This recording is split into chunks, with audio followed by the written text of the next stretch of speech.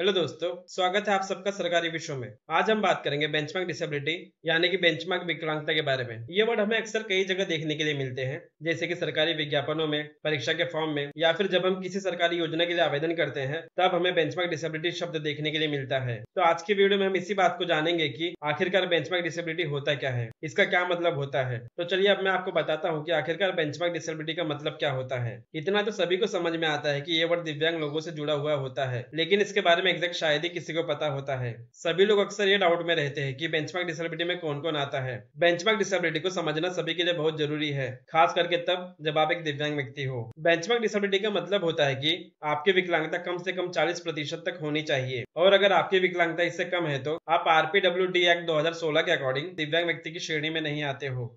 और इसी के साथ साथ सरकार ने आरपीडब्ल्यू एक्ट 2016 के तहत एक लिस्ट जारी किया है, जिसमें 21 तरह की विकलांगता की टाइप बताई गई है। अगर आप एक दिव्यांग व्यक्ति हो तो आपकी विकलांगता का टाइप उन 21 में से कोई एक होना जरूरी है। यानी कि अगर आपकी विकलांगता 40% या उससे अधिक है और आप 21 विकलांगता के टाइप में से कोई एक हो तो आप बेंचमार्क डिसेबिलिटी के अंदर आते हो। बेंचमार्क डिसेबिलिटी इसलिए भी इंपॉर्टेंट है कि भारत सरकार की जितनी भी योजनाएं हैं और जितनी भी सरकारी नौकरियां आती हैं, उसमें सिर्फ उन्हीं दिव्यांग व्यक्तियों के लिए रिजर्वेशन होता है जो बेंचमार्क डिसेबिलिटी के अंडर आते हैं। अगर किसी व्यक्ति का परसेंटेज 40% के नीचे है तो उसे भारत सरकार द्वारा कोई भी रिजर्वेशन नहीं मिलता। इसीलिए बेंचमार्क डिसेबिलिटी को जानना सभी के लिए जरूरी है। दिव्यांग व्यक्ति में हर एक ऐसा व्यक्ति शामिल होता है जिसे कोई विकलांगता तो होती है, लेकिन जैसे ही बेंचमार्क डिसेबिलिटी की बात होती है तो 40% से कम विकलांगता वाले लोग इस श्रेणी से बाहर हो जाते हैं। जिन व्यक्तियों की दिव्यांगता 40% के नीचे रहती है वो लोग इस श्रेणी से बाहर हो जाते हैं। अधिकांश परीक्षा और नौकरियों में जो रिजर्वेशन दिया जाता है वो बेंचमार्क डिसेबिलिटी वाले व्यक्तियों को ही दिया जाता है। ऐसे कई सारी सरकारी योजनाएं हैं जो दिव्यांग जनों को परसेंटेज के आधार पर दी जाती है।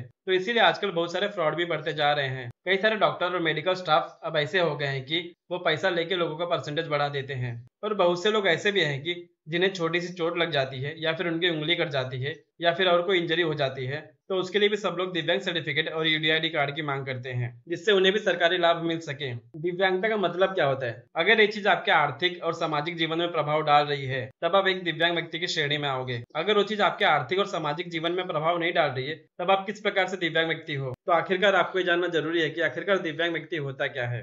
तो ऐसे लोगों से मैं एक ही बात कहूंगा कि अगर आप ठीक हो तो प्लीज अपनी छोटी चीजों को लेकर बड़ी चीज ना बनाएं। जो चीज दिव्यांग लोगों के लिए हक के लिए है प्लीज आप उसे ना छीने और ना ही उनके बीच में आए। उम्मीद करता हूँ कि अब आपका ये डाउट क्लियर हो गया रहेगा कि आखिरकार बेंचमार्क डिसेबिलिटी होता क्या है। तो आज की वीडियो में बस इतना ही। धन्यवाद।